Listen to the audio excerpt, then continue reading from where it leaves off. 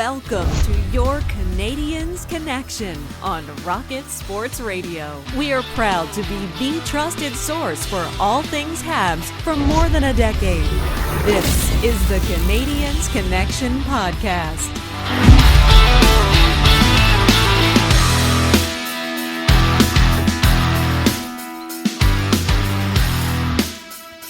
Hello, everyone.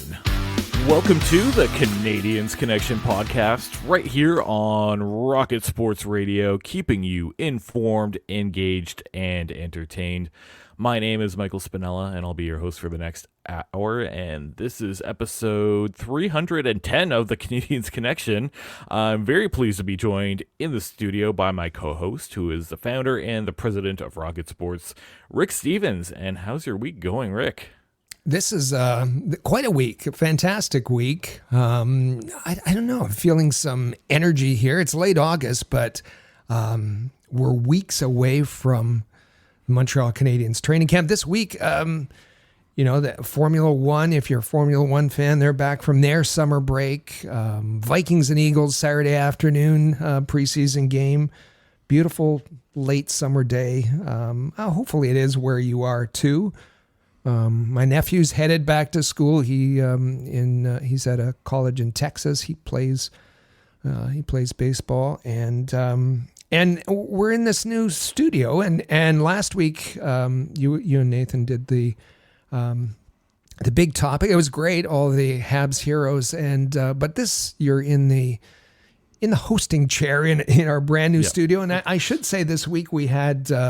It was great because we had some loyal listeners that stopped by and toured the new studio, and they listen every week on YouTube. They got to sit at the guest microphones. So I don't know. There's just this energy, and the fact that there's NHL significant major trades, unlike any August I remember, and one of them includes the Montreal Canadiens. So. Maybe I'm rambling here, but I just feel this energy, and I think Canadiens fans feel it too.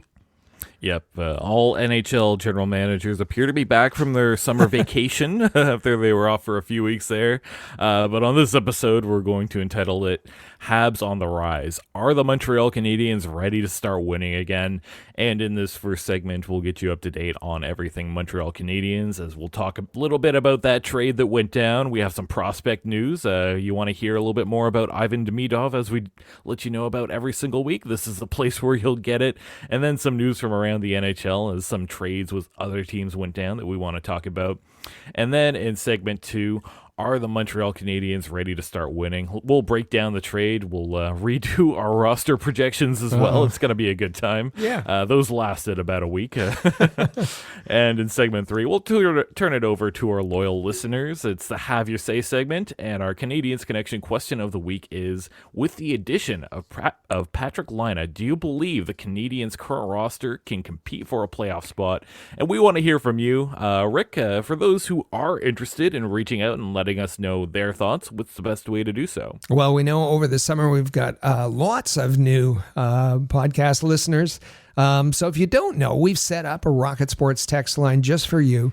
You can access it 24 hours a day. Send us a text with your thoughts, questions, or reaction to the trade. It is easy to remember, 5853-ROCKET. That's 5853-ROCKET. We want the digits. It's 585-376-2538. Send us a text anytime. You can also reach out to us on our social media platforms. Just make sure that you are following at Habs Connection on Twitter, Facebook, and Instagram. Plus, you can check out our website, CanadiensConnection.fm. And to start, here's an interesting story that appeared this past week. The first photo of the Bell Center's brand new Jumbotron appeard on X this week. It will be ready for the 2024-25 season. The new Jumbotron will feature 360-degree rounded design and will measure 42 feet wide by 36 feet tall, and that is big and actually a pretty impressive piece of technology. Absolutely. It's the when installed, the old Jumbotron, I think it was 2008 or so, was the most advanced then.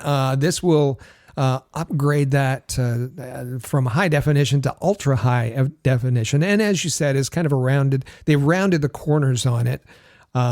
Smooth edges, so the image can wrap all the way around. And this is part of a technology upgrade that started in 2021. And when it's all said and done, it's supposed to make the Bell Center the most advanced IP-based infrastructure arena in North America. Nice. Looking forward to seeing that at some point. Make sure that you follow our daily Habs posts throughout the offseason via at Rocket Sports on Twitter, and check out our exclusive content at InsideTheCanadiens.com. And in roster news, let's get to the big trade that went down. The Montreal Canadiens acquired forward Patrik Laine and a second-round pick in the 2026 NHL draft from the Columbus Blue Jackets in exchange for defenseman Jordan Harris. And we'll save our reactions for the second segment. We'll break this down from all the angles possible. I will say good on Montreal to maximize the value by getting that second round pick. And I'm a little bit sad to see Jordan Harris go. I do like this player. I think he's going to go on to have a pretty good career, but he was just someone that I don't know that there was a natural fit for him coming into this season. Maybe an odd man out to an extent, but nonetheless, Jordan Harris, a good young defenseman. He's going to look pretty good in the Columbus organization, I think. Yeah, this is we'll talk about it in the second segment about how we can characterize this kind of trade, but certainly different than Kent Hughes has made in the past. And interesting that the Canadiens were kind of this was Patrik Laine had made his feelings known that he wanted a fresh start elsewhere, and even with Don Waddell coming in as the new GM, there's a new head coach there, and it was something that I think Don Waddell was finding it hard to make the trade, and one of the reasons that is because Columbus didn't want to retain any salary. That was key for them, and Montreal Canadiens were apparently Kent Hughes was kind of a latecomer to make a pitch. It only started last weekend, where the discussions were initiated, but they became serious very soon. When Kent Hughes said that he didn't need the Jackets to retain any of that salary. Canadians were willing to take on the full 8.7 for 2 years. So in order to pay for that, Waddell was willing to give up a second round pick in 2026. So I think it was just two trade partners that they got the best for each of the organizations. I think that was fine, and the Canadiens are going to fit that into their. Now it's I heard someone ask about, does this upset the salary structure? Because obviously Laine's 8.7 is higher than anybody else on the team, but Kent Hughes said, no, we didn't negotiate his contract, so and it's only for 2 years, so it doesn't. Our structure remains intact. Patrik Laine is going to wear number 92. Of course, he's well known for wearing number 29. That one's in the rafters, as many are for the Montreal Canadiens. So he'll wear 92, formerly worn by Steve Ott, Nicholas Baudin, and Jonathan Drouin. Great list. Yeah. So, and we've been saying it very carefully. You may notice that our pronunciation of his name differs, but we wanted to get it right. So I consulted with the Finnish community in Thunder Bay, experts in the Finnish community, and I'd have them to answer to if we weren't pronouncing it correctly. So they helped out there.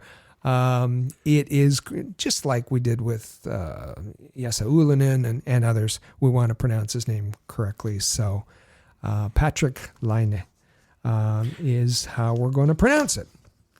Appreciate that, and you did share the recording with me beforehand to make sure I got it right as well. I appreciate that. One of the things we always do is try and get the names pronounced correctly, so you don't get that too many other places, eh? That's right.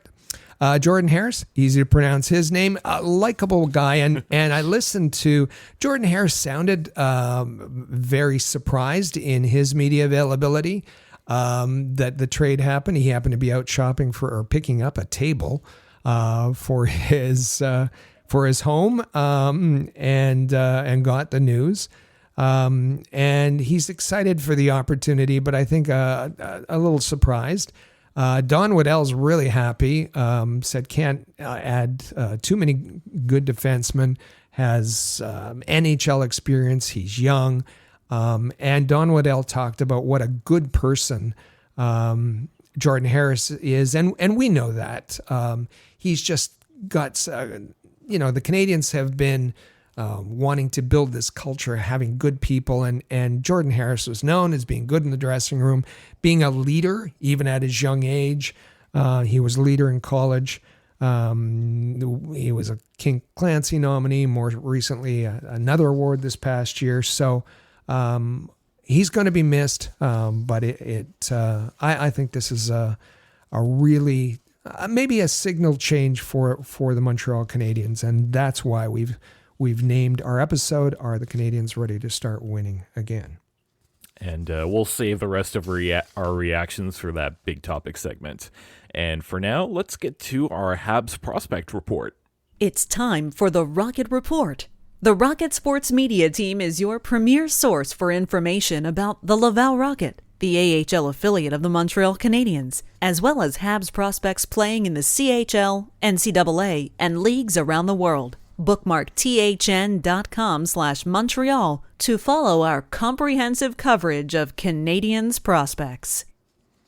Each week, we like to highlight a Montreal Canadiens prospect, and this week we are going to shine the spotlight on everyone's favorite 5th overall pick, David Reinbacher. He recently did an interview with TVA Sports, and he did go ahead and reassure everyone that his knee is feeling healed, and he should not have any issues with that, and he's feeling really confident going into training camp. Was there anything else that stood out to you from this interview, Rick? He's shopping for an apartment. So that's good news. And he said that also his hand is fine. Apparently that was injured as well. But his sights are set on making the Montreal Canadiens roster. He understands that Laval is also an option, but he said that his mentality is to fight for a spot on the Canadiens roster. There's Justin Barron, Logan Mailloux, Lane Hudson, Jaden Struble, all of those players, Adam Engstrom. But I think the TVR article said that he has a quiet or a calm confidence. He's not being cocky, but he just wants to make sure that he does everything in training camp to impress. He was I was a bit surprised that he was on the ice this week in game action. And he was selected for Austria's team for the upcoming Olympic qualification tournament. And that's going to take place August 29th, September 1st. But there's some pre-tournament games that happened this past week. David Reinbacher was in the lineup. He earned an assist as Austria beat Slovenia 2-1 in overtime. That took place in Slovenia. So, getting in some game action before training camp as well. Yeah, good to see him back on the ice.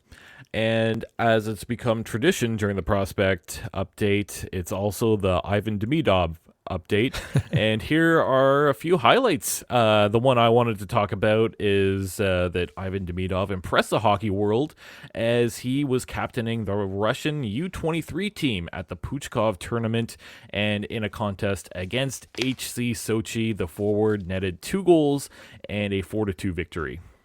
Yeah, and I think that he got the game winner in that game as well. We had talked about it last week that he was going to be part of the tournament, and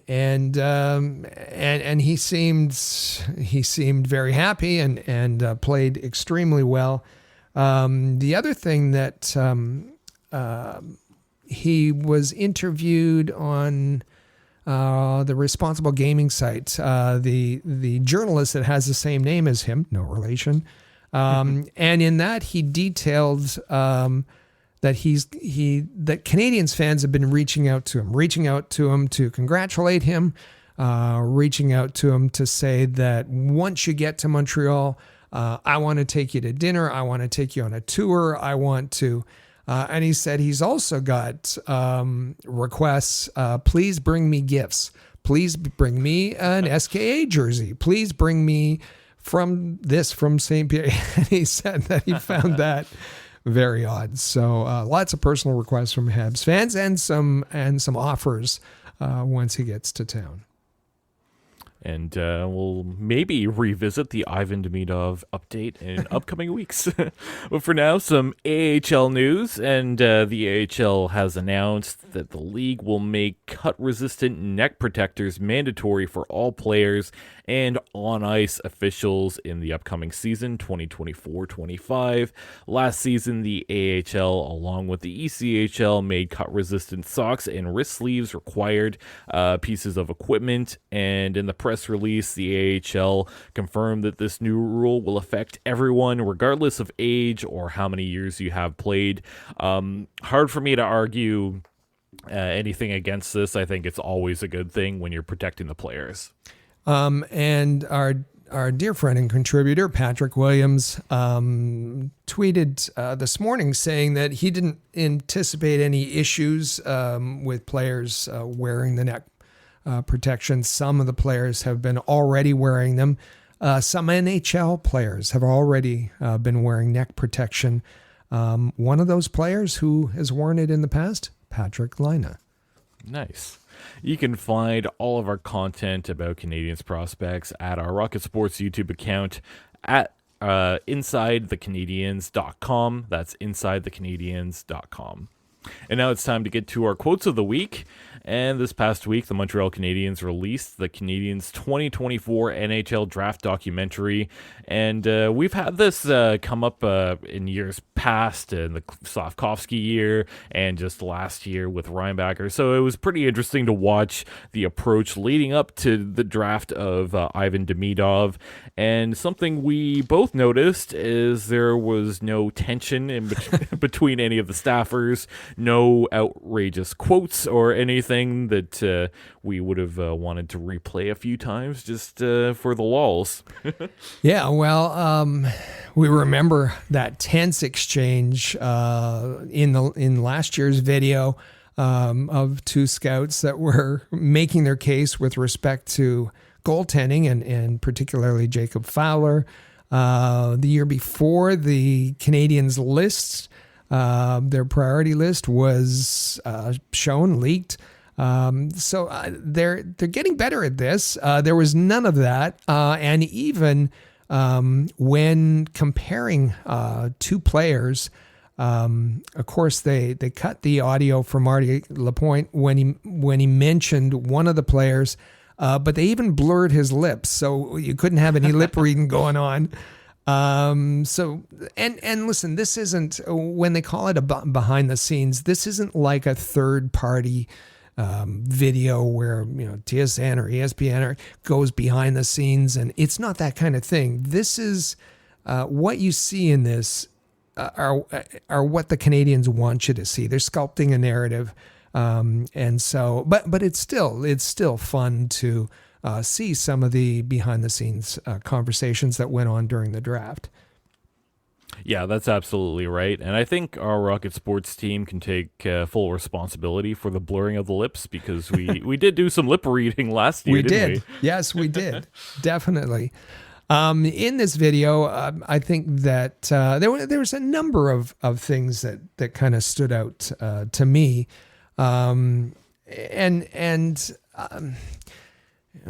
David Scott, the Dr. David Scott, the psychologist question is always cringy.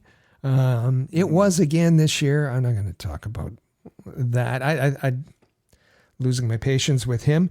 But on the positive side, there was, I think that first and foremost, it was reinforced, and it was Ben Shrutron. We're going to play a clip from Ben, it was one of the Canadiens amateur scouts, but he talked about initially that they're looking for, of course, on ice performance, but as well, good people that can be incorporated into the dressing room and into the special environment that is Montreal hockey. So he reinforced that for sure. And you think about that, it talked about that mindset that it takes, particularly with Slavkovsky. It was mentioned again with Demidov, that mindset that it takes to perform at the Bell Center. That's part of the discussions and the deliberations. So the video focused on first the combine in Buffalo, the discussions they had there, the interviews that they had with the players, and then jumped to Vegas in the couple of days before the draft and finalizing that list that the Montreal Canadiens prepared. And it's interesting in the video that so much of the work was done ahead of time. We know that Kent Hughes made a trade to move up to the 21 position ahead of the draft. And interesting that he had in his back pocket, he had already arranged that if the draft didn't fall the way they wanted, and if the players they were targeting were gone, that Kent Hughes had 2 trades that he would have pulled out in the first round. For the number 5, Demidov was obviously their target, although they talked about a second player that they were considering as well.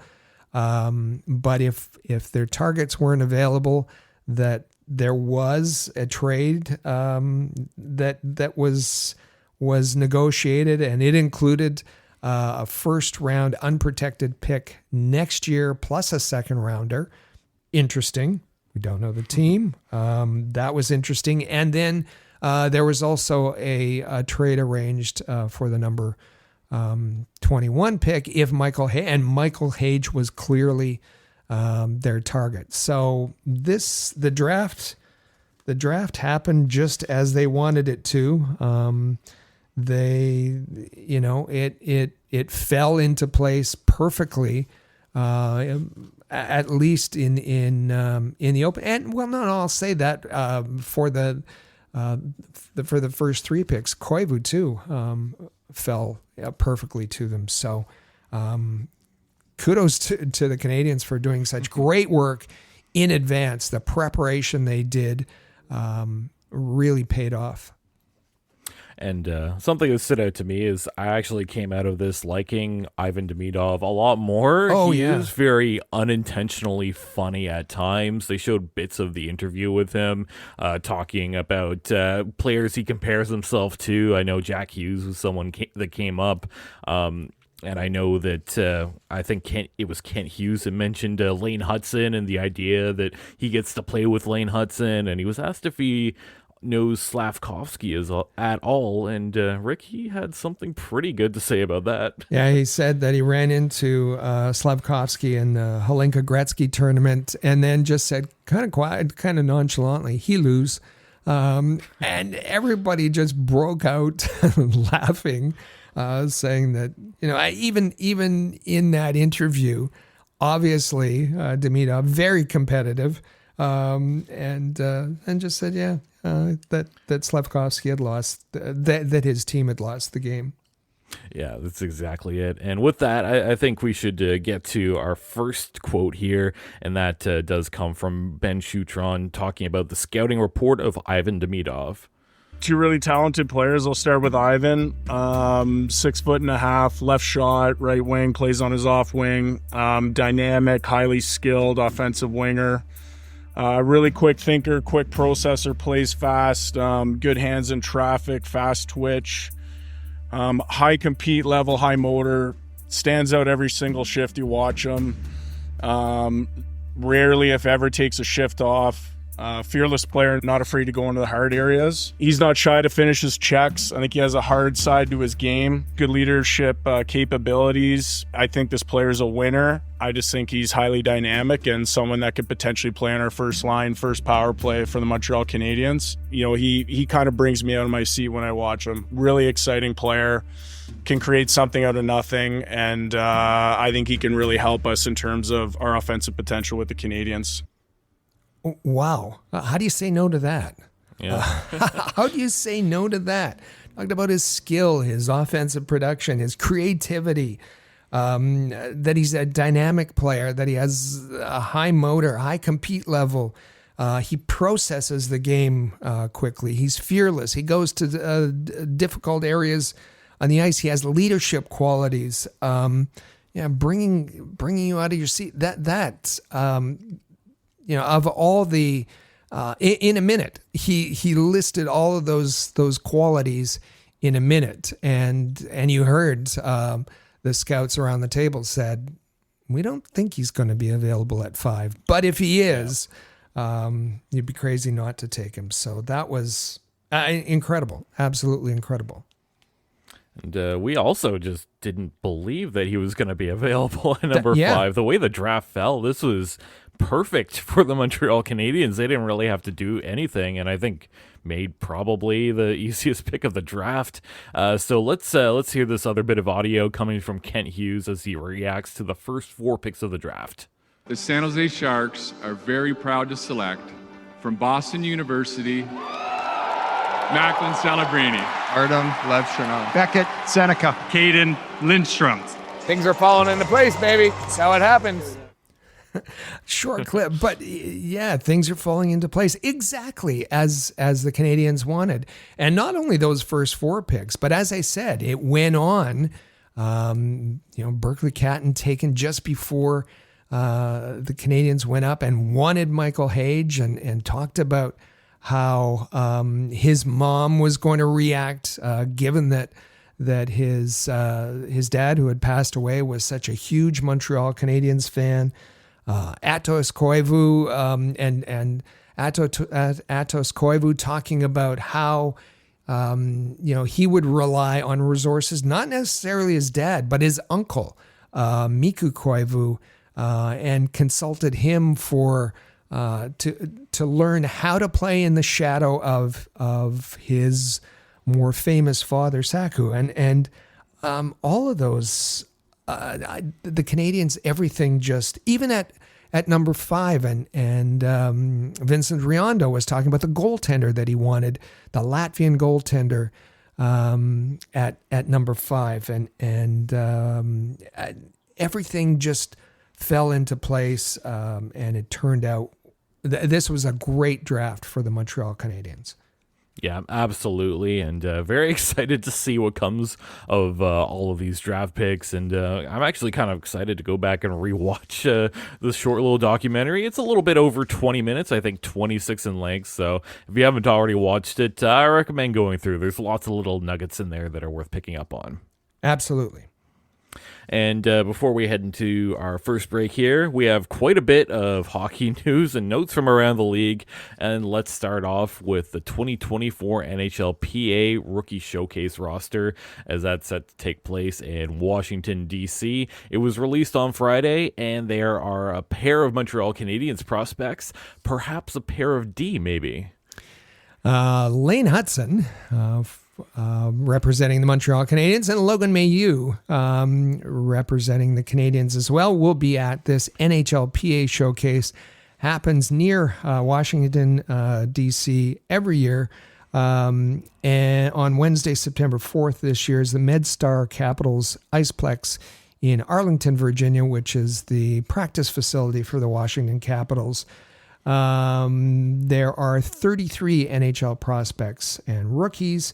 Looking through the list, I see Macklin Celebrini from the Sharks, Cutter Gauthier from the Ducks, Matvei Michkov from the Flyers, Frank Nazar, or did you say Nazar? I think it's Nazar from the Blackhawks. We remember he was essentially part of the Kirby Dach trade. So familiar names to Canadiens fans, but the ones they're going to keep their eyes on the most are Lane Hutson and Logan Mailloux, and a real honor for those two prospects to be at this rookie showcase.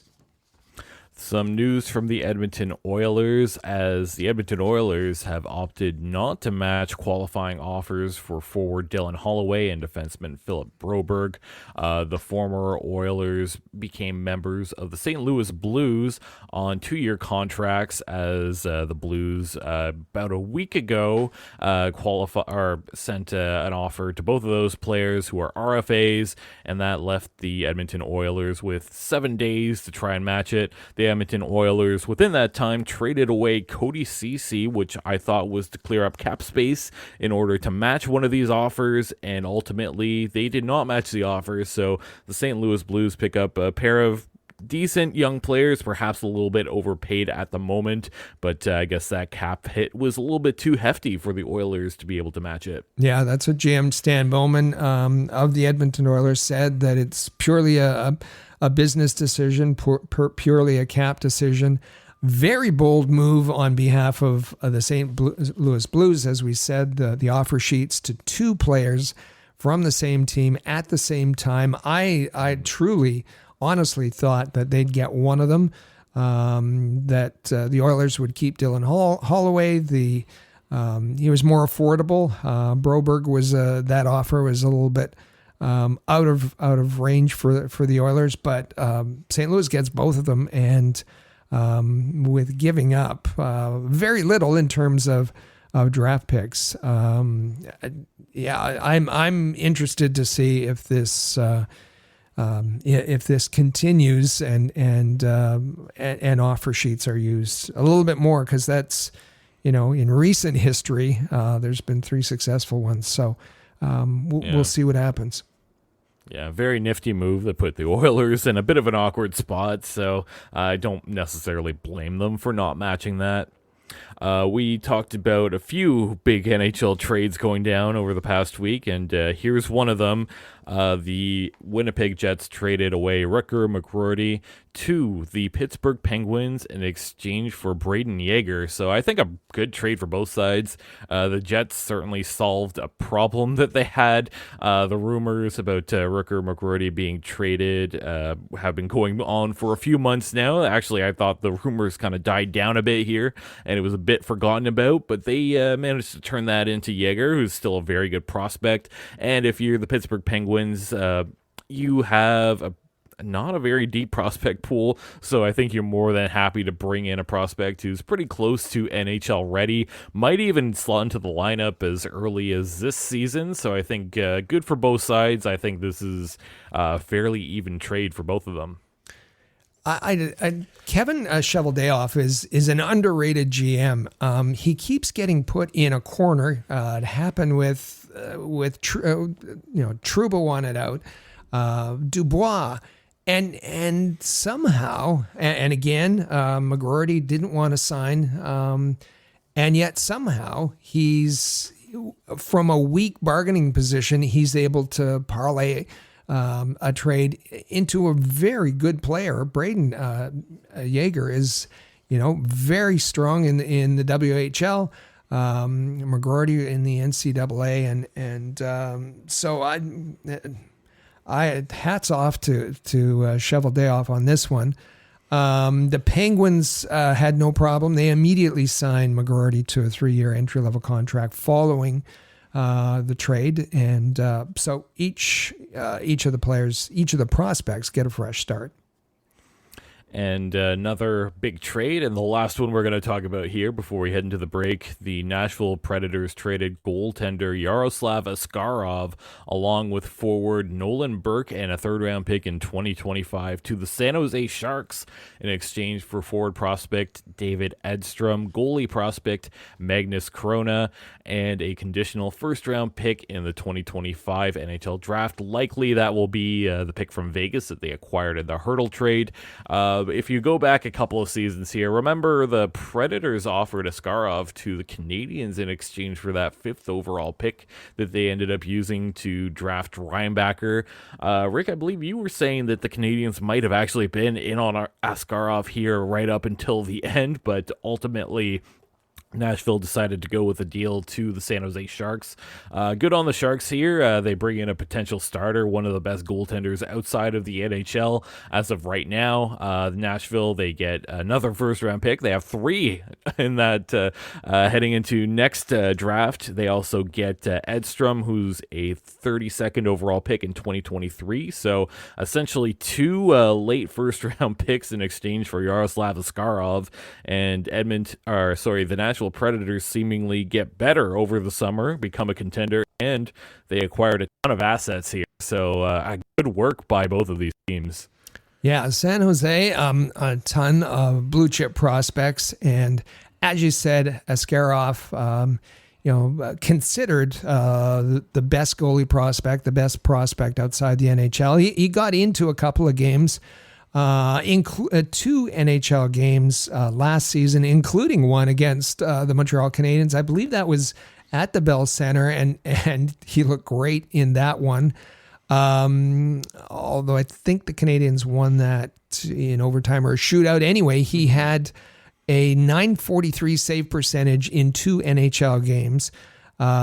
He played 44 AHL games last year with a .911 save percentage, 48 the year before for the Milwaukee Admirals in the AHL, .911 save percentage again. He has been tremendous. It looked like, given the way things were shaping up in Nashville, that he would be heading to the AHL again. He said, no thanks, please trade me. And so a case where a GM was under the gun to trade a player and did all right. I think it was Elliot Friedman that said the finalists in the Askarov sweepstakes this week were the Canadiens and the Devils, which it seems odd for the Devils, but it's the Sharks that won out. And after the trade, the Askarov signed a 2-year, $4 million contract, $2 million average value. Once the trade went through, his contract's going to begin in the 2025-26 season. Lots of trade news and we go back to other podcasts in August. There's been a ton of big trades this week, no exception at all, and we're about to talk about the one that the Canadiens were involved in.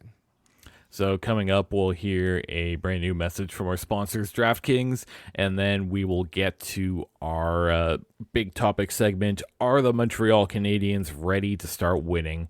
This is the Canadiens Connection podcast right here on Rocket Sports Radio.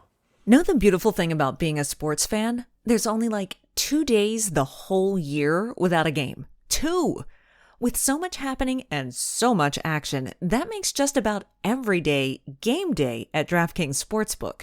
It's super easy for first-timers to get started.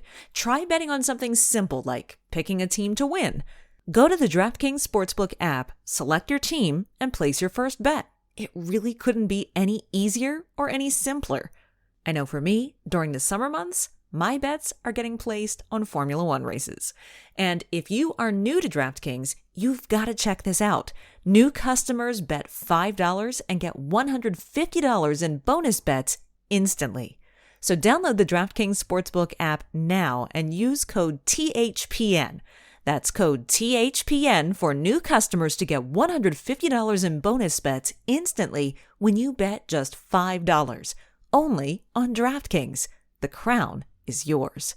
Gambling problem? Call 1-800-GAMBLER, or in West Virginia, visit www.1800gambler.net. In New York, call 877-8-HOPE-NY or text HOPE-NY 467-369.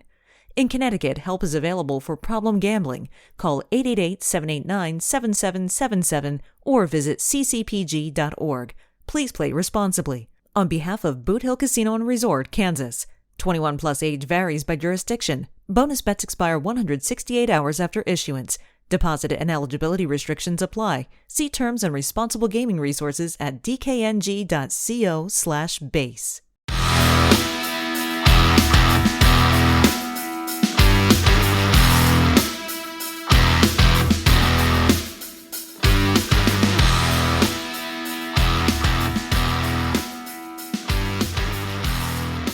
Welcome back to the Canadiens Connection podcast right here on Rocket Sports Radio. I'm Michael Spinella, and you can find me on Twitter at The Spinella. With me in the studio is our president and founder of Rocket Sports, Rick Stevens. Make sure to give him a follow on Twitter at Rocket Sports. You can also follow at Habs Connection on Twitter, Facebook, and Instagram, and you can visit our website, canadiensconnection.fm. Just a reminder here to make sure that you are subscribed to the Canadiens Connection podcast in the player or on your favorite podcasting app. That way, you never miss a single episode. And Rick, during the past 2 seasons, Kent Hughes has made a splash at the NHL entry draft by acquiring Kirby Dach in 2022 and Alex Newhook in 2023 to accelerate the Canadiens' rebuild and be part of the team's future. It was 2 Augusts ago that Hughes made that trade to acquire Sean Monahan, a player that Hughes eventually used to leverage draft assets, and he got 2 first-round picks from the Sean Monahan in on the way in and the way out. But it was always known that Sean Monahan was going to be a flip. This week, Hughes he traded for a player that he'll likely use as maybe a stepping stone, a substitute to bolster the Canadiens' offense until those forward prospects, the aforementioned Demidov, is ready to join the lineup. So let's break down the line of trade from all angles and hear from the principals. Once again, the details of this trade are the Canadiens acquire forward Patrik Laine and a second-round pick in the 2026 NHL entry draft from the Columbus Blue Jackets in exchange for defenseman Jordan Harris. And Rick, over Patrik Laine's career, he's been very good and also kind of missed at certain points. He's also had a lot of injury trouble in recent times. Looking at games played over the course of his career, the last time this player played a full 82 games was 2018-19. The last time this player scored 30 goals was also that 2018-19 season. I know a lot of people regard Patrik Laine as a 40-goal scorer. That happened once in his sophomore year, 2017-18. Again, the only other time when he was able to play a full 82. The last few seasons, 18 games played. 2022, 55 games played. 2021, that was 56 games played. So this is a player that certainly has struggled to stay healthy. When healthy and playing over 50 games in a season, he's put up good numbers. Those 2 seasons I just mentioned, 2021-22, 56 games played, 56 points. 2023-24, 55 games played, 52 points. But yeah, this is a player that I think he's going to struggle with some consistency, and I hope for his sake he's able to stay healthy coming into this season and put up some consistent production. Healthy mentally, healthy physically. He's coming off of shoulder surgery, clavicle injury. He says that's fine, and he was recently released from the player assistance program, and he's left that with a new attitude, a new perspective that he talked about in the presser after the trade was announced. He's thought of as a sniper. He's thought of as a power play specialist who went number 2 overall in the 2016 draft. He's, in that mold of Ovechkin, not to raise expectations, but a player who plays best on his off wing or is most dangerous on his off wing, a right-handed shooter. But when he plays on the left side, that's when he's most dangerous. Did that a fair bit in Winnipeg. Didn't do that at all or much at all in Columbus. And then there was the whole attitude issue, clashes with Tortorella, and did not see eye to eye with Pascal Vincent. Interesting there that Pascal Vincent now in Laval. I think that when he talked about that when things weren't going well on the ice, and then that affected his outlook off the ice, and things seemed to spiral for him. So this isn't, the potential is there, as you said, the potential to get a 30, 40 goal scorer is there, but this comes with risk, and the biggest part why there wasn't a lineup outside of Don Waddell's office, partly because of the unknown attitude issues, but also that the contract and the insistence by Columbus that they weren't going to retain any salary, that limited the options, as Aaron Portzline said, to one. In his words, in his tweet this week, the Canadiens were the only team that didn't require the Blue Jackets to retain a portion of Laine's salary in a trade. So perfect partners, and this trade was arranged. Jordan Harris in that logjam on the left side for defenseman. We like Jordan Harris. We like that he's a useful player on the ice, has experience, is great in the locker room, and is a great community guy as well.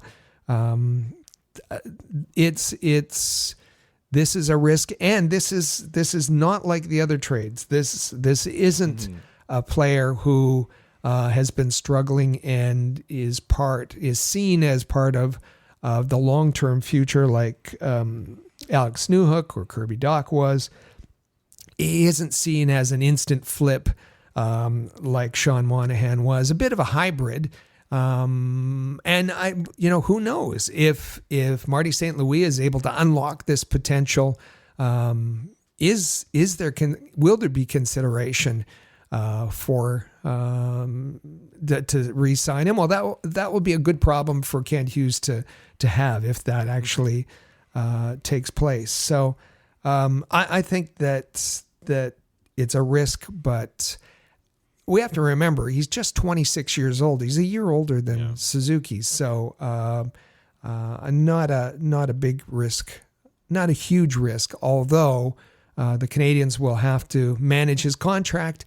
Hughes said that they'll be able to fit the contract in, so they don't have to put Carey Price on off-season LTIR. They can do the in-season thing, and that will likely mean, as they did last year, doing paper moves prior to the opening of the season, where they send some guys down to Laval and bring them back up for opening night. I like a big swing from a general manager, and you mentioned, Patrik Laine is still young enough that there's still some potential, and he could still get better, I think. But he's also been in the NHL for quite a few years, going back to 2016-17. That was his rookie season. And of course, he came into the league flying, putting up all sorts of goals. Certainly made a name for himself. Certainly a well-known name around the league. I think most fans and casual fans know who Patrik Laine is. I think where I I kind of struggle with this a little bit is the fact that there is that little bit of a risk. The fact that you look at more recent history with some of the injuries, and he did join the NHL Player Assistance Program for the better part of this past season. There's always going to be that risk here. If this pans out, this is certainly one heck of a trade for Ken Hughes to have made, not giving up a ton and also getting a second round pick in the mix here. But I like a good swing. I'm happy to wait and see how this plays out over the course of the season, and certainly excited to talk about this in our bold predictions episode too, to be honest. That's right. And it's going to be so difficult to make those predictions, to predict how this player is going to mesh, how he's going to recover physically, how he's going to recover a positive attitude, because starkly, when you look at the most recent history, 18 games last season, 6 goals, 3 assists, 9 points for an $8.7 million player. Minus 10. And minus 10, yes. That's... And how are the Canadiens fans going to react to that? The highest paid player on the team. I tend to think that they will give him some latitude, but how is he going to react to that? He was asked about playing in the Montreal market, and he seemed to embrace the fact of returning to Canada. He said that while he was in Columbus, he missed the feeling of being in a Canadian market. Winnipeg is, the Jets are the only game in town. I've said before, I think that as far as passionate fans, the Jets fans are second to Canadiens fans in passion, and certainly he's going to feel that again, and hopefully that gives him good feelings and ignites the best that he can be. He's also looking forward to playing for Marty St. Louis, and mention that specifically. Not that he had a choice in where he was traded, so that it's not like a free agent or anything, but he seems to look forward to that. Talked about the Canadiens being the lineup they have, and that he feels that he can fit in well, and that that he has he's matured, and he can find different ways to help the team win, and doesn't mind being in that spotlight. He said he was very excited to come over and ready. He said he was on a walk with his dog when he got the news. And interesting tidbit in this, that Don Waddell, and this doesn't always happen, that Don Waddell allowed the Montreal Canadiens to talk to Patrik Laine. And that included Jeff Gorton, Kent Hughes, and Marty St. Louis. They had a conversation before the trade was finalized, that Don Waddell was wanting to make this work. And so he gave the Canadiens access to the full medical file and gave access to the player, which helped Kent Hughes feel more comfortable in making the trade.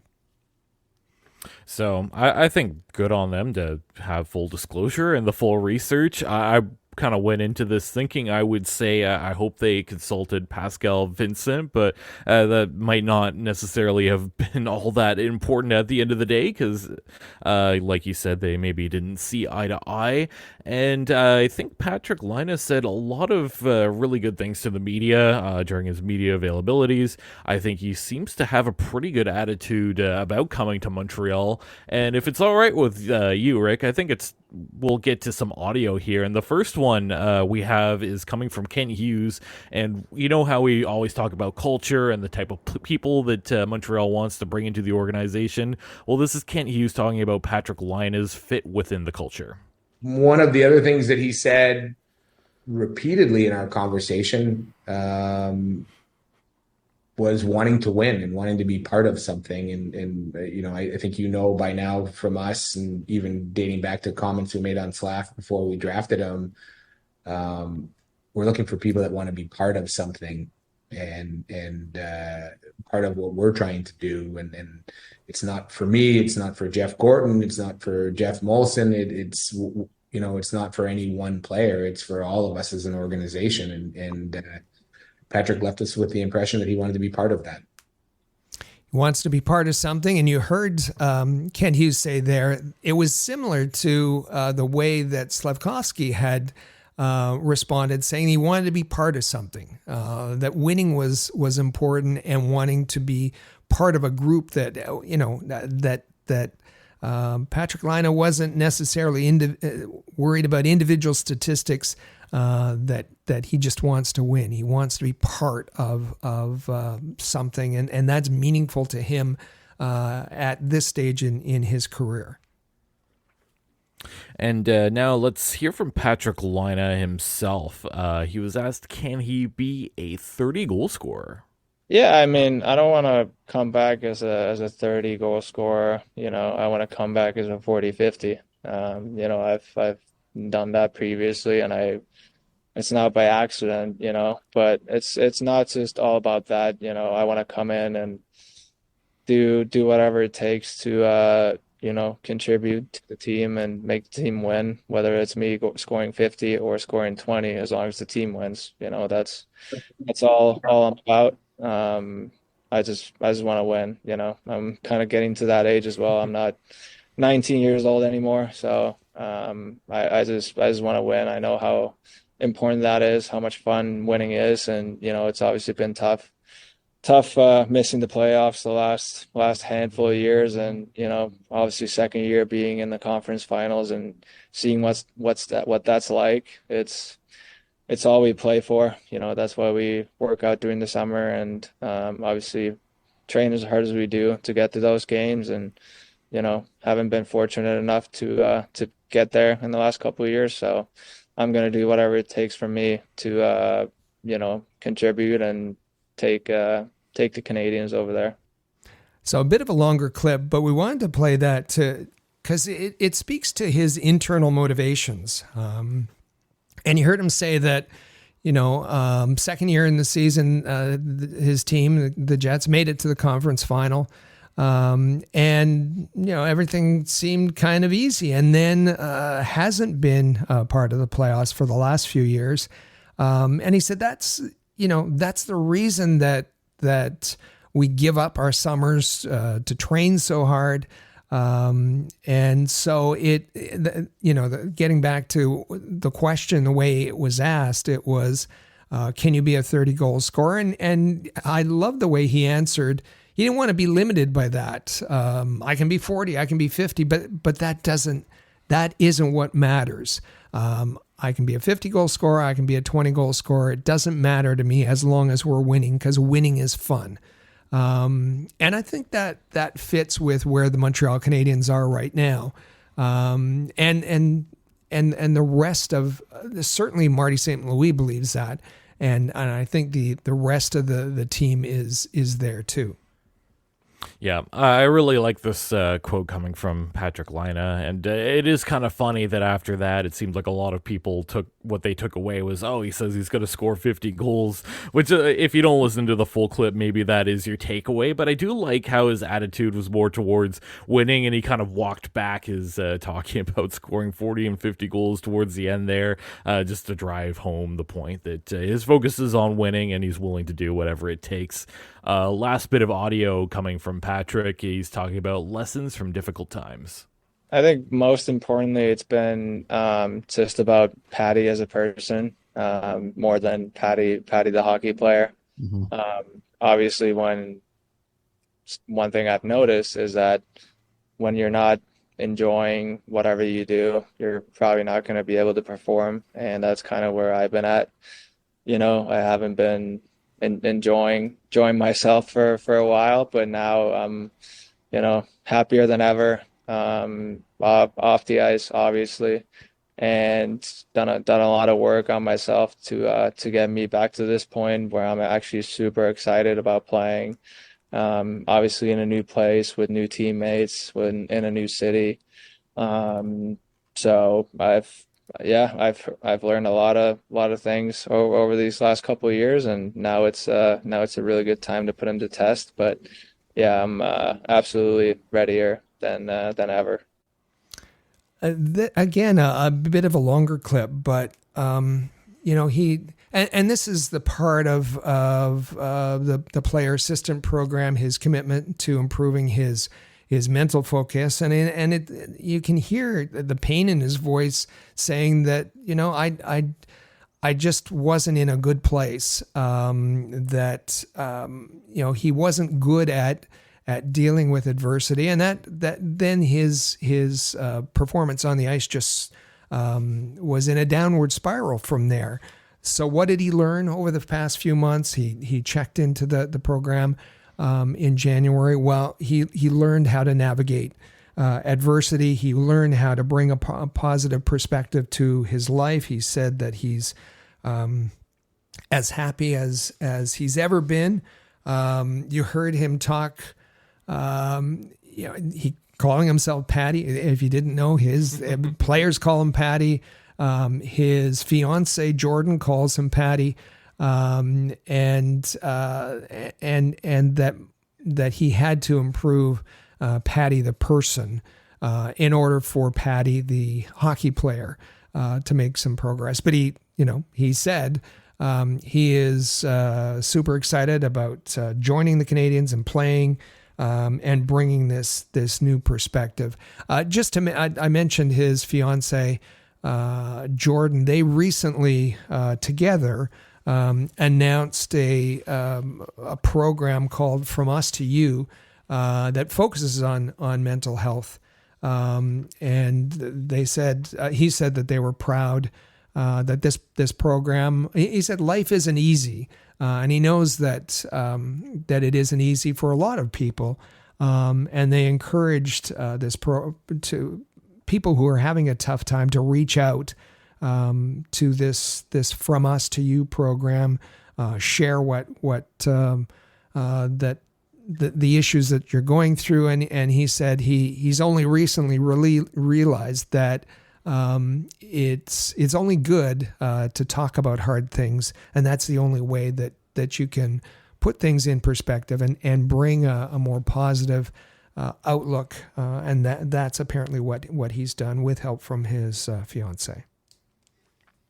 So now I think we'll get to our quote coming from Captain Nick Suzuki. This is the last bit of audio that we have to play for you, and in days talking about whether or not he's ready to start winning.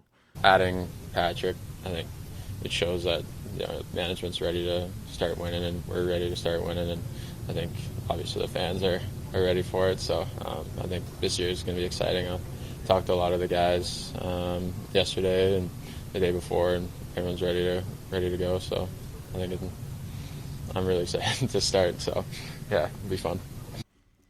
That's from this week, and Nick was at a charity himself with respect to dog rescue, and he was asked, and you heard him say that that this bringing in this player is different than the moves that were made in the past. This signals that management. In his mind, is ready to start winning. He said the players are ready to start winning, and has acknowledged that the fans are really ready to start winning again. And so I think it's it's a boost in morale for the team. It's giving Marty a bit of what he wants, and certainly should give fans. And a recognition that, there was a lack of offense. There has been a lack of offense. There was a hole on the second line. There was a hole on the second power play unit. And Demidov isn't going to be on the team this season. So the 2-year window, the 2-year contract fit nicely in with what the Canadiens are doing. And Nick Suzuki, I think, said out loud what everybody was thinking. Yeah, that's exactly it. And I think you're right there in that the Montreal Canadiens certainly have gone through a long period in which they've lacked offensive talent. Laine could be that guy that realistically fills that hole. And I guess we'll find out what we really think about it, because we're going to have to revise our roster projections from a couple weeks ago and see what this trade means for the team and our impressions of it. So, Rick, you know what? I like myself. I'm gonna let myself start with my forward group here, and then I'll talk about it a bit and send it over to you. We'll compare and we'll see what has changed since acquiring Patrik Laine. So my first line stays intact: Caulfield, Suzuki, Slafkovsky. I didn't think that there was a need to touch any of it. My second line, though, is where the trades are. Have an impact, and that's where I have Laine, Doc, and Newhook. I have two nicknames for this line. I think, first of all, the Kent line, all players acquired by Kent Hughes via trade. The second nickname I like a little bit less, but I think this is a part of it, but the can they stay healthy line. Maybe less so with Alex Newhook, but yeah, Patrik Laine and Kirby Dach have had their injury woes, and certainly if they can stay healthy, that's going to have a pretty big impact. If not, then it might start to look pretty thin. I think that's fair, right? Yeah, no, I like the Kent line. That might stick. Yeah. Third line, where maybe it gets a little bit juicy. I thought this kind of worked as a trio: Joshua Waugh, Christian Dvorak, Brendan Gallagher.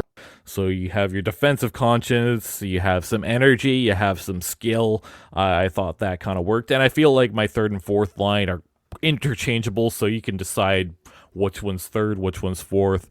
What I have right now as my quote-unquote fourth line is Armia, Evans, Anderson. I actually like this line quite a bit because, again, defensively responsible, you have some energy, you have some skill, and I thought that was a reasonable spot to put Anderson. Yes, lower in the lineup, but also beside a couple of hardworking players. So if you remember my original projection, I had Pezzetta on the opening night roster. He's now been relegated to an extra alongside Alex Barré-Boulet because he's got that one-way contract, and I feel like he will end up being a healthy scratch to start the season at the very least. So that's what I came up with. Rick, any thoughts? And let's get to yours in a few seconds here. Yeah, this is version 2.0 already on August 24th, having to revise our roster projection, the last that we did on August 10th. So my first line stays the same, just as yours did: Nick Suzuki, Centered, Caulfield, and Slafkovsky. And I mentioned that I wanted to see Slafkovsky with Kirby Dach. That might happen more readily now with Patrik Laine, because it'll be tantalizing, especially if Laine regains his offensive potential, to put him with Suzuki and Caulfield. And as I said, I like Slafkovsky with Dach, but we're going to start the second line with Alex Newhook, Kirby Dach, Patrik Laine. Kirby Dach makes everybody play better, and let's hope he has that effect on Patrik Laine. Patrik Laine I've got on the right side, although I want to see him rove into on the left side, Alex Ovechkin, and Alex Newhook is smart enough to be able to adjust to that. Mm-hmm. My third line has I've bumped Christian Dvorak up. I had him on the fourth line last go around. He's on the third line now. I really like Owen Beck on his wing to mentor him, especially for face-offs, and I think that's going to happen at times. I think that Owen Beck and Joshua Waugh can be interchangeable there on the wing, but it's going to be Joshua Waugh on the left side of Dvorak with Josh Anderson on the right. That differs a little bit from you. And I really like the fourth line of Jake Evans centering Gallagher and Armia. That seems like an effective line. My healthy scratch is Michael Pezzetta and scratches and Owen Beck. Those are the two forwards, and I have Heineman, who was a healthy scratch last time, going to Laval along with Barry Boulay, who I feel is best in the AHL, who may can call up and fill in injury replacement, but that the Canadiens won't mind sending him to Laval and paying him that contract, that NHL contract while he's with Laval. Yep, I don't think there were any major differences between our two rosters there, but I think I agree with everything that you mentioned as well, and I also would really like to see Patrik Laine play on his off wing, because that seems to be where he's had the most success and is more comfortable. The other part of this trade affects how we projected our defensive pairings and how that's going to shape out, so I'll start off with that, and I'll send it to you right after so we can kind of talk about it and compare. So no changes to my top pairing. I still like Goulet on the left side, Savard on the right side. I think that this is going to be the year where Goulet has to be the number one defenseman. They signed him to a big contract. He's, in my opinion, is part of the core, so put him in a spot where he can succeed and play the most minutes. Second pairing, Matheson on the left, Barron on the right, so left shot, left side, right shot, right side. Don't think that changed from my previous projection either. And the third pairing, I have Lane Hudson and Logan Mailloux together. So a couple of rookies, with Arber Xhekaj turning out to be the scratch. I think that Xhekaj could jump into the lineup at any point if you want to give someone a break. If one of the rookies or younger players starts to struggle a little bit and you feel like they need to watch a little bit, that's where Arber Xhekaj can jump in, or if you want some grit, however that might work out. But that's how I ended up seeing this. And of course, for me, I believe I had Jordan Harris as an extra anyway when I originally projected the lineup. And I once again, I tried really hard to have left shot, left side, right shot, right side, although I understand that doesn't always matter and it's not super important at the end of the day. Now, I agree with your concepts, and it may not work out exactly the same pairings, but the concepts, and yes, this is I went on a long rant, mostly off air, to you about Caden Goulet has to be on the left side, and this is the season, and he is the future. David Savard is not the future. Mike Matheson is not the future. Caden Goulet is the future cornerstone of this defense. He has to be on the left side. If you have to put him with Mike Matheson, then let Mike Matheson. He's such a great defenseman, a great save. Put him on the right side. But I don't have that in my projections, and this isn't what we're predicting. I should remind folks of that. This isn't what we're predicting. This is what we would do. On my top pairing, I have Caden Goulet on the left, Justin Barron on the right. Those two played together and played very well at the beginning of last season until Justin Barron's his defensive play started to fall off, and then he was sent to Laval. So we have Goulet and Barron as the top pairing. Mike Matheson. And I should say that I have two rookies in my lineup. I don't think the Canadiens are going to do that, but that's what I would like. Mike Matheson with David Reinbacher, nice. And David Reinbacher with his sights set, as we heard earlier, on a Canadiens spot in the lineup. So Reinbacher, Matheson there to provide the anchor, and Matheson, maybe that would force him to play a little more responsibly defensively than he has. Third pairing, we have Lane Hudson and David Savard, and we like that pairing, I think.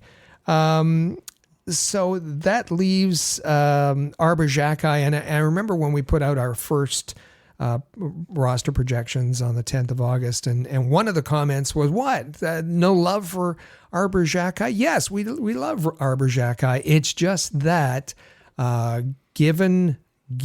this is what's starting. There's better players, there's better prospects that Marty St. Louis will have access to. There's still some veterans in the lineup. Maybe Savard plays out his year. Maybe he's moved at the trade deadline.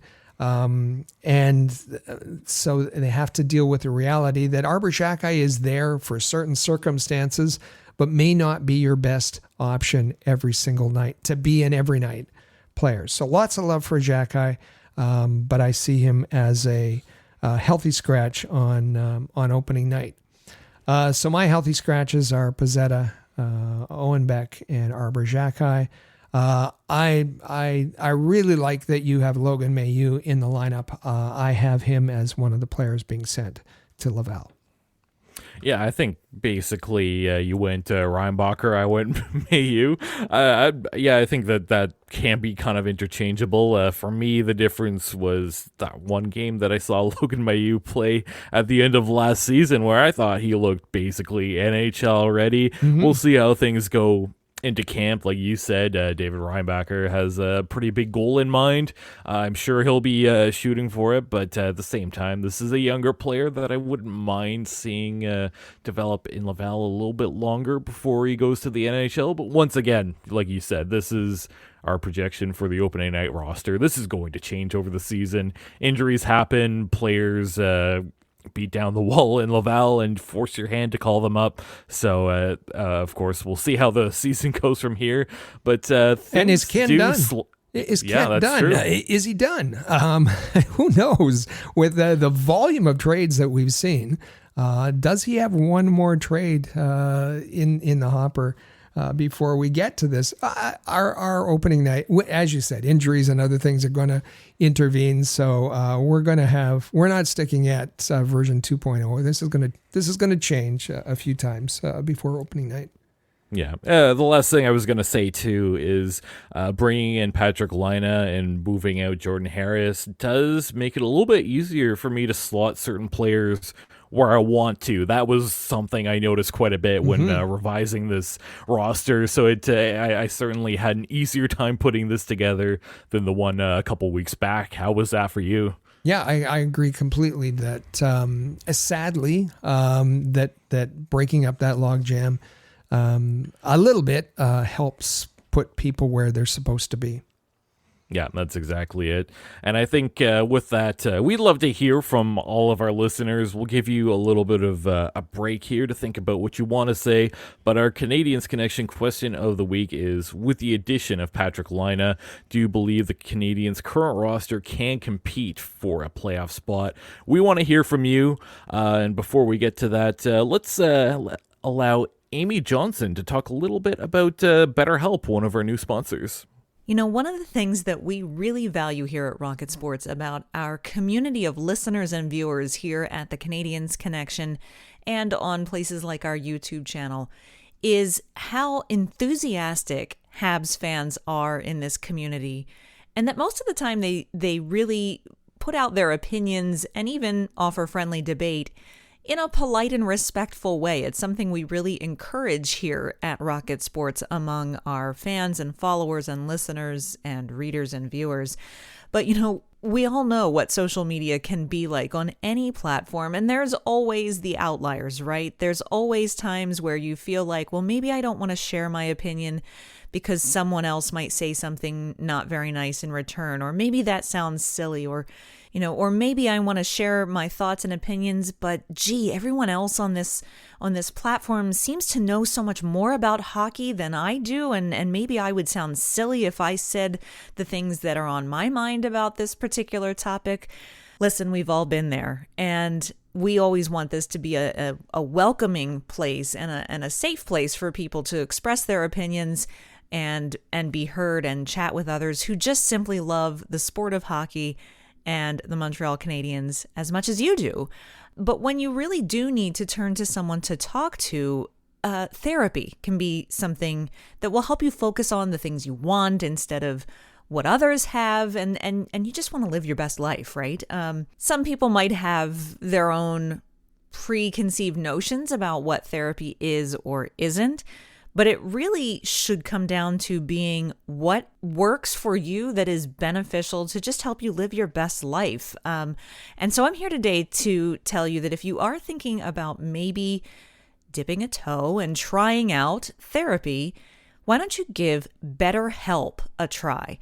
It's a program that is completely done online. It's designed to be convenient, really flexible, suited to your schedule. And the coolest thing is you're just going to fill out like a brief questionnaire online, and they're going to match you, your personality, and your needs and wants with a licensed therapist. They're going to find the right therapist that will work for you. And you can schedule everything right there online, start talking, even kind of have like a little bit of a trial conversation to see if you feel comfortable with that particular therapist. If you don't, you can switch therapists at any time for no additional charge. So, hey, why don't you stop comparing and start focusing with BetterHelp? Visit betterhelp.com/THPN today to get 10% off your first month. That's BetterHelp, HELP.com/THPN.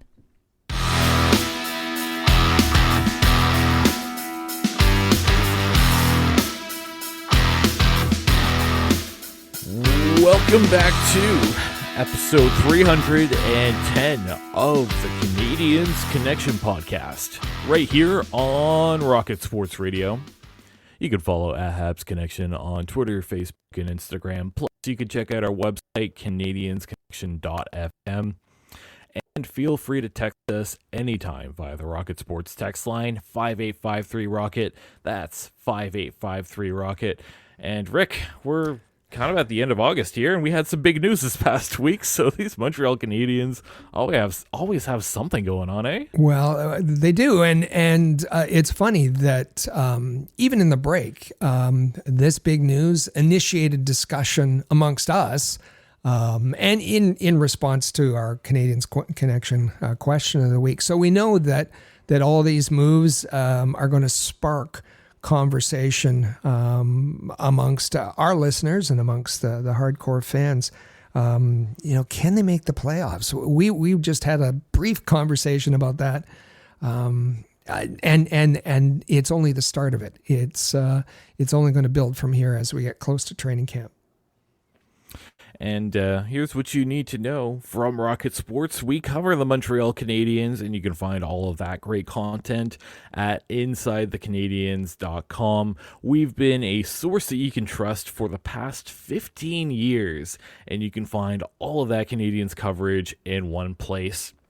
Make sure that you also subscribe to our YouTube channel. Just search at All Habs and you'll be able to find that. Throughout the week, we put out some pretty good content every single Monday. This podcast ends up on our YouTube channel. Our latest episode is entitled Montreal Canadiens Celebrating 2 Decades of High-Impact NHL Players, and that got a ton of reaction that we'll get to in a little bit, but very fun episode. If you haven't checked it out, please do so, and look out for other upcoming episodes every single Monday. Make sure that you are also subscribed to the premier Rocket Sports Radio podcast on your favorite podcasting app. It's called Canadiens Connection. You can find every single episode at canadiensconnection.fm. If you missed anything there, then you can find the entire backlog of all the episodes that we've put out in the many, many years that we've been doing this. 310 episodes of the Canadiens Connection podcast. It's absolutely crazy how consistent we've been on here every single Saturday, even throughout the summer. As you're listening today, we do not go on any vacations, so make sure that you are subscribed to the premier Rocket Sports Radio podcast on your favorite podcasting app. And if you enjoy what you've heard today, we'd appreciate if you showed a little bit of appreciation. Leave a 5-star review wherever you get the podcast, and if you want to go the extra step, you can share it on your social media, on X, Facebook, Reddit, or on any of your socials. We'd appreciate that, and it goes a long way in helping us out. We are your inside link to the Montreal Canadiens. And Rick, we have a couple of Rocket Sports team announcements. First and foremost, the season's coming up pretty quickly here. September's just around the corner. We've got training camp coming up soon, and we invite each and every one of you to reach out to us, contact us if you are interested in joining the Rocket Sports team. And Rick, I'll let you talk about that a little bit. Yeah, if you're interested in joining our team to put out some great content, if you have a passion for the Montreal Canadiens, if you can be committed and dedicated to a wonderful team throughout the season, reach out to us. Send a text, 5853-ROCKET. Send me an email, hello@rocketsportsmedia.com. Or the other thing that you might want to do is join one of our fantasy sports leagues. We have fantasy football, we have fantasy, and it's forming now, fantasy hockey.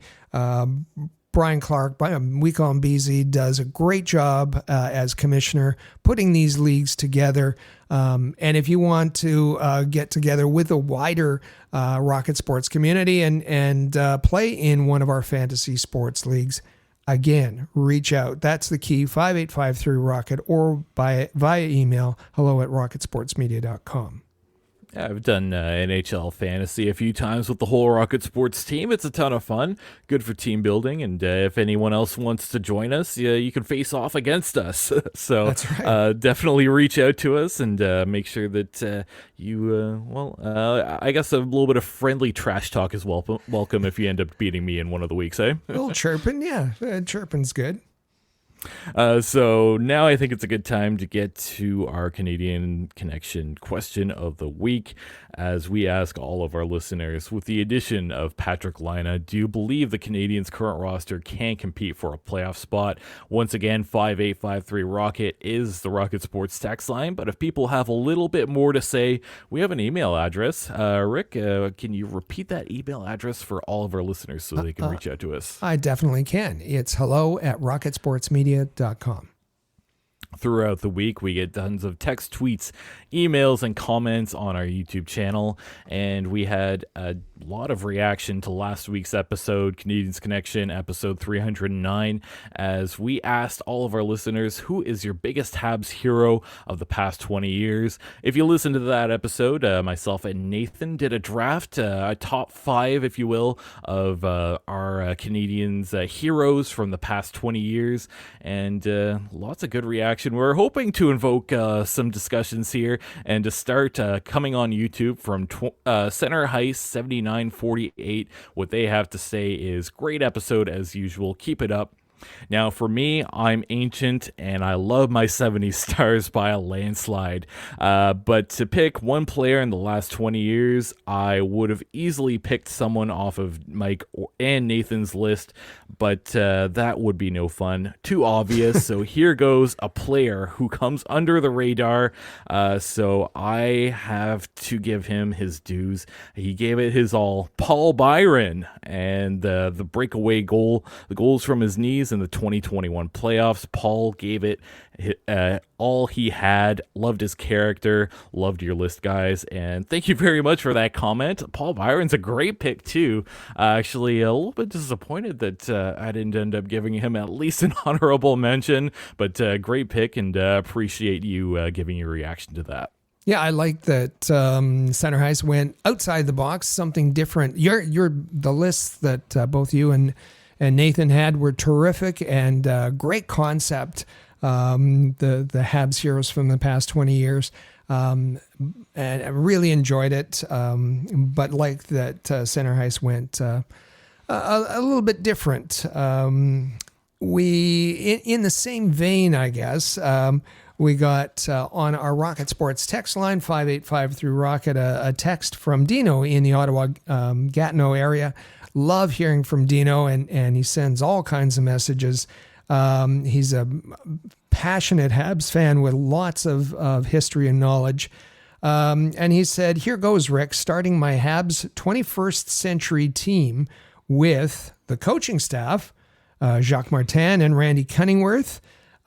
Players on his list, you'd find Saku Koivu, Ryan White, there's a character name, Chris Higgins, Michael Ryder, more character players, Mike Camilleri, Maximilian Pacioretty, Like how he said that. Brendan Gallagher, Andre Markov, Pernell Carl Subban, Jeff Hackett. Oh, I forgot about Jeff Hackett. Yaroslav Halak, Jake Allen, and Carey Price. CH31, our priceless one. Just to start, I'm going to have to dig deeper into CH archives to add to my list. That's all for now, Rick, from Dino. Great email, great text on the Rocket Sports text line. Thank you for that, Dino, and some names there that hadn't been mentioned before, and I thought that was a terrific one to mention on air here. Yes, a great reaction there. I always love hearing from Dino.